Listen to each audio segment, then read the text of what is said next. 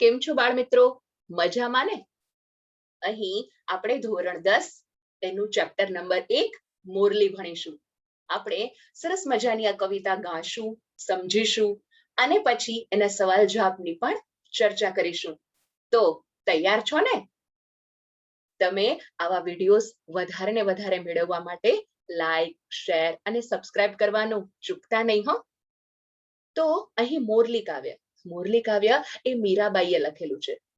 મીરાબાઈ કે જેને પોતાનું સમગ્ર જીવન જે છે આમ તો કૃષ્ણને સમર્પિત કરી દીધું છે, રાઈટ?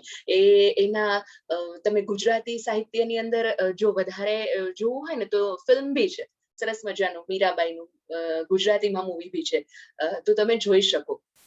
રાઈટ, એ નાના હતા ત્યારે એના લગ્ન થયેલા અને મતલબ ઘણી બધી સ્ટોરીઝ એની કૃષ્ણ સાથે સંકળાયેલી છે. તો મીરાબાઈ કે જેમનો જન્મ જે છે એ રાજસ્થાનના મેડતા ગામમાં રાજકુટુંબમાં થયો હતો, ના હોય રાજઘરાના, એમાં થયો હતો. નાનપણથી જ તેમને કૃષ્ણ ભક્તિનો રંગ લાગ્યો હતો. તેમણે મેવાડ, વ્રજ અને દ્વારિકામાં સાધુ સંતો સાથે સત્સંગમાં શ્રી કૃષ્ણમય જીવન વિતાવ્યું એમ મનાય છે. એટલે કે એ જ્યાં ભી રહ્યા ત્યાં એનું સમગ્ર જીવન જે છે એ કેમાં રહ્યું તો કે કૃષ્ણમય. હે ને? એમના કૃષ્ણ ભક્તિના પદો એ ગુજરાતી ઉપરાંત વ્રજ, રાજસ્થાની તેમજ હિન્દી ભાષામાં મળે છે. પદ એટલે શું? પદ એટલે કહેવાય ને તો એક પ્રકારનું છે ને ટૂંકું ગાઈ શકાય તેવું ઉર્મી કાવ્ય એકદમ. અને પદમાં જે ઉર્મી હોય તો એકચ્યુઅલમાં જોઈએ ને તો પદ એના બે પ્રકાર હોય. એક તો પ્રેમ લક્ષણા અને બીજું ઉપદેશાત્મક, રાઈટ? તો આ તો તમને ખાલી ખબર પડે એમ કે કઈ ટાઈપના પદ હોય એમ. પદની ઉત્પત્તિ છે ને એ મંદિરોમાં થઈ એકચ્યુઅલમાં, હે ને? જેમ કે ન હોય તમે હવેલીમાં જતા હોય ઘણી વાર તો એનો અલગ અલગ પ્રકારનો શણગાર કરેલો હોય, હિંડોળા હોય, કૃષ્ણ જન્મ હોય, થાળ હોય, એની બાળ લીલા હોય, હે ને? તો આરતી હોય, તો વગેરેના પદો જે છે એ મધ્યકાળના કવિઓ પાસેથી આપણને મળે. આ તો તમને ખાલી ખબર પડે કે પદ એટલે શું, હે ને? ગુજરાતીમાં જો પ્રેમ હોય ને તો બહુ મજા આવે એમ. ફક્ત ગોખણ પટ્ટી વાળું જ્ઞાન આપણે નથી આપવાના આ વિડીયોમાં, હે ને? તો પદ એટલે બહુ સરસ પ્રકારનું ગાઈ શકાય એવું ઉર્મી કાવ્ય. તો એણે અલગ અલગ ભાષામાં લખ્યા છે મીરાબાઈ, ઓફકોર્સ વ્રજ, રાજસ્થાની અને હિન્દી. સંત હૃદયની સંવેદનાની તીવ્રતા અને ભાષાની સાદગી એ તેમના માટે એના પદો જાણીતા છે. એક તો શું હોય, સંવેદના એટલે ફિલિંગ્સ તો હોય જ, અને સાથે જે ભાષાનો ઉપયોગ કર્યો હોય એકદમ સરળ, રાઈટ? એના માટે બહુ પોપ્યુલર છે. અહીંયા શું છે પર્ટિક્યુલર આ કાવ્યમાં શું છે, મોરલી, હે ને? તો કે જે છે એ મીરાબાઈના પદોમાં કૃષ્ણ પ્રત્યેનો પ્રેમ અને ભક્તિ એ સદા દેખાય જ છે. તો આ પદમાં શું છે તો કે આ પદમાં પણ કવિયત્રીએ કૃષ્ણની લીલાઓનું વર્ણન કર્યું છે. સરસ મજાની કૃષ્ણ લીલા. વૃંદાવનમાં વાંગતી વાંસળી જે છે, હે ને? વૃંદાવનમાં વાગતી કૃષ્ણની મોરલી, મોરલી એટલે વાંસળી, એનું સૂર જે છે આખા ગગનમાં ગજવે છે. અને ગોપીઓ પાસે કૃષ્ણ જે છે એ દધીના દાણ માંગે છે. દધી એટલે દહીં, એના દાણ એટલે માંગે એમ. તોય ગોપીઓને કૃષ્ણ વહાલો જ લાગે.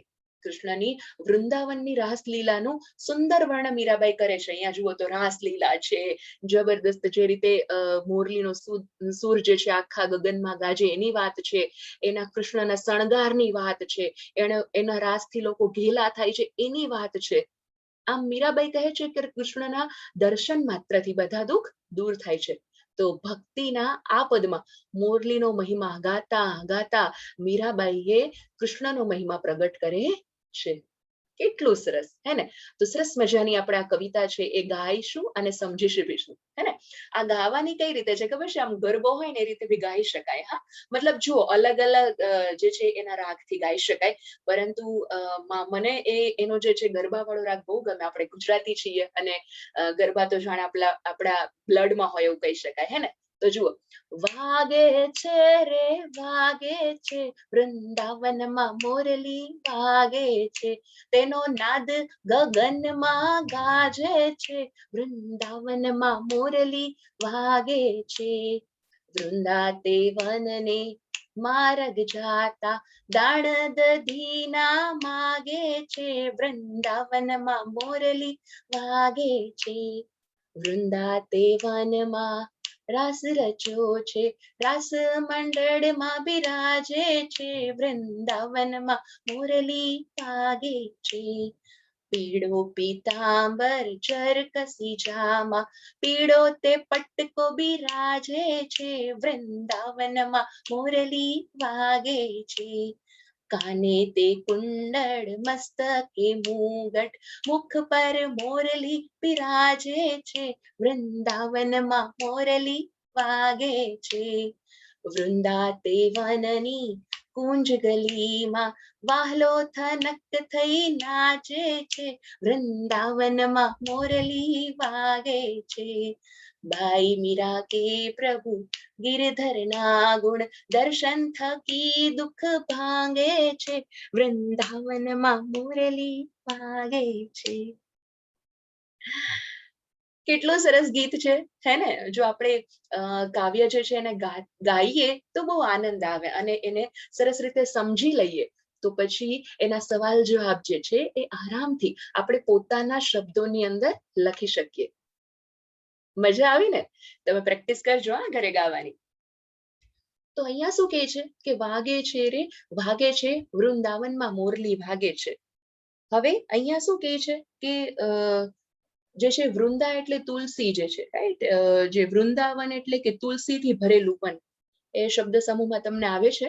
તો એ વૃંદાવનમાં જ્યારે મોરલી વાગે ને, એટલે કે શ્રી કૃષ્ણ ભગવાનની વાંસળી, મોરલી, બાંસુરી, તમે જે કહો એ વાગે, તો એનો નાદ એટલે કે અવાજ જે છે એ આખા ગગનમાં, એટલે આખા આકાશમાં ગાજે છે, એનો અવાજ આવે છે, રાઈટ? આમ ન હોય આપણે જસ્ટ આમ કઈ ભી પડઘો પડે અથવા તો આમ કેવું હોય આખું, જ્યારે વીજળી થાય તો આકાશમાં ગાજે ને, એવી રીતે આખા આકાશમાં એનો અવાજ આવે છે. વૃંદા તે વનને માર્ગ જાતા, જે વૃંદા એટલે કે તુલસીનું આખું વન જે છે, રાઈટ? એના માર્ગ એટલે કે રસ્તે જાતા. વાલો જે છે એ શું કરે છે? વાલો એટલે અહીંયા ભગવાન શ્રી કૃષ્ણની વાત છે, ઓકે? તો કે દાણ દધીના માગે છે, દધી એટલે દહીં, એના દહીં જે છે ઈ, અને દાણ એટલે જકાત. જેવી રીતે ન હોય આપણે અહીંયા હાઈવે ઉપર જતા હોઈએ, રાઈટ? તો આપણે એક સ્ટેટમાંથી જ્યારે બીજા સ્ટેટમાં જતા હોય, અથવા તો અમુક સમય એક સિટીમાંથી જ્યારે બીજા સિટીમાં જવામાં આવે તો ત્યારે આપણે ટેક્સ પે કરતા હોય, રાઈટ? એ તો રસ્તા ઉપરનું હોય, એમ વાહનનું. એવી રીતે અલગ અલગ પ્રકારના એને ટોલ ટેક્સ કહેવાય, હે ને? તો એવી રીતે જકાત એટલે શું મતલબ ના હોય એ ટેક્સ, એવી રીતે એમ. તો અહીંયા જે છે એ જે રસ્તામાંથી પસાર થાય, વૃંદાવનના જે માર્ગ એટલે રસ્તામાંથી પસાર થાય, એની પાસેથી કૃષ્ણ છે એ શું માંગે છે? તો કે દહીં રૂપી જકાત માંગે છે, એમ દહીંનું જકાત માંગે. વૃંદા તે વનમાં રાસ રચ્યો છે, વાહલો રાસ મંડળમાં બિરાજે છે. વૃંદાનું વન જે છે એટલે કે વૃંદાવન જે છે એમાં રાસ રચાયો છે ને, ભગવાન શ્રી કૃષ્ણ હોય અને વાંસળી વગાડતા હોય, ને આજુબાજુ ગોપીઓ જે છે, અને સાથે સાથે ભગવાન શ્રી કૃષ્ણ પણ એ રાસ રમે છે, અને એ રાસ મંડળમાં બિરાજે છે. એટલે સરસ મજાનું એ આખું રાસનું મંડળ થઈ ગયું છે અત્યારે, અને એની અંદર જે છે એ ભગવાન શ્રી કૃષ્ણ એમાં બિરાજે છે, એટલે એમાં બિરાજમાન થાય છે. પીળો પીતાંબર ઝરકસી જામા, અહીંયા પીળો પીતાંબર એટલે પીળા રંગનું વસ્ત્ર જે હોય એને, રાઈટ, એને કહેવામાં આવે. અને ઝરકસી જામો એટલે શું? તો કે કસબ, એક ટાઈપનું કસબ હોય, એના ભરત વાળું હોય ને, એને ઝરકસી કહેવાય ખાસ કરીને. તો એનો ઝરકસી જામો જે છે, અને પીળો તે પટકો બિરાજે છે. પીળો પટકો એટલે શું થાય? તો કે પટકો એટલે લુગડાનો કટકો હોય ને, જે એકદમ કપડાનો કટકો. અહીંયા ના પેલાના સમયમાં બહુ આમ સરસ રાખતા, અહીંયા ખભા ઉપર રાખે. તો પીળો પટકો બિરાજે છે. કાને તે કુંડળ, કાનમાં શું સરસ પહેર્યું છે? કુંડળ પહેર્યા છે ને. પેલાના સમયમાં તો જે અત્યારે તો મોસ્ટ ઓફ લેડીઝ જ પહેરતી હોય, પણ પેલા તો જેન્ટ્સ બી સરસ પહેરતા, હે ને? આમ અત્યારે બી તમે ગરબામાં જો ને તો કેડિયું અને એની સાથે સાથે ઓલું કાનમાં પહેરેલા હોય, તો એ કુંડળ સરસ મજાના, રાઈટ? એ કાનમાં કુંડળ એને પહેર્યા છે, અને મસ્તકે મુગટ છે, સરસ, એટલે માથા ઉપર સરસ મજાનો આમ એકદમ મસ્ત મુગટ છે, અને મુખ એટલે કે મોઢા ઉપર તો સરસ મજાની મોરલી બિરાજે છે. વૃંદા તે વનની કુંજ ગલીમાં, અહીંયા સરસ મજાનું છે કે વૃંદા તે વનની એટલે કે જે વૃંદાવન જે છે એની કુંજ ગલીમાં, એ બી બહુ કહી શકાય કે ગલી જે હોય ને એની આજુબાજુ જ્યાં વૃક્ષ વાવેલા હોય, અને એની વચ્ચે જે જવાની ગલી હોય, મતલબ ના હોય એ આપણે પગદંડી જેવું કહી શકાય, તો એ ગલી એટલે કુંજ ગલી. એમાં કુંજ ગલીમાં, એટલે તેને કુંજ વિહારી બી કહેવામાં આવે છે ને. તો કુંજ ગલીમાં વાહલો એટલે કે શ્રી કૃષ્ણ થનક થનક થઈ નાચે છે. કેવી રીતે એકદમ સરસ મજાનું આમ એવી રીતે થનક થનક થઈ એકદમ આમ અંદર ડૂબી અને એવું સરસ મજાનું નૃત્ય કરે છે.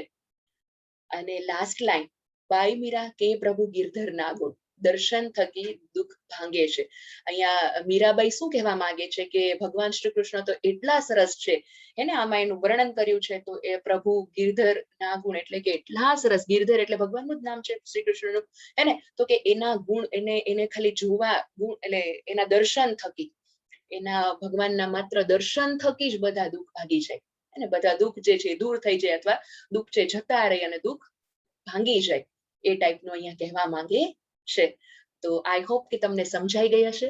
આપણે શબ્દ સમજૂતી લઈ લઈએ અને બાકીનું જે છે એ સ્વાધ્યાય અભ્યાસ કે આપણે પાર્ટ 2 વિડીયોની અંદર કરશું. હા, ગગન એટલે આકાશ, વન એટલે અરણ્ય જંગલ, દાણ એટલે જકાત, મેં તમને વાત કરી ને કર જેને ટેક્સ કહેવાય આપણે એ, દહીં એટલે દધી, દધી એટલે દહીં, ઝરકસી એટલે કસબી, કસબના ભરતવાળું એમ, નાદ એટલે એકદમ સરસ મજાનો અવાજ, ઘોષ, રવ ભી એને કહી શકાય, પટકો એટલે લુગડાનો ટૂંકો કટકો, અથવા તો કમરે બાંધવાનો લુગડાનો કટકો. જો અહીંયા ખભા ઉપર રાખીને ખેસ બી કહી શકાય અને કમરમાં બાંધે આવી રીતે. ભાંગે એટલે ભાગવું, દૂર થવું, હે ને, દૂર થઈ જાય. અહીંયા તળપદા શબ્દો જે છે, થઈ એટલે થઈ અને મારા એટલે માર્ગ. અહીંયા શબ્દ સમૂહ માટે એક શબ્દ છે, એ આપણે ઓલરેડી જે કાવ્ય સમજૂતી કરીને એમાં એનું વર્ણન જે છે એ આવી ગયું. તો તમને કેવું લાગી આ કવિતા? હે, તમે શું પ્રેક્ટિસ કરશો અને તમને આ વિડીયો કેવો લાગ્યો એ તમે મને પ્લીઝ કમેન્ટ બોક્સમાં જણાવજો. અને આના પછી આના અભ્યાસ સ્વાધ્યાયની ચર્ચા કરતો આપણે વિડીયો મૂકીશું. તો બાળ દોસ્તો, આવજો.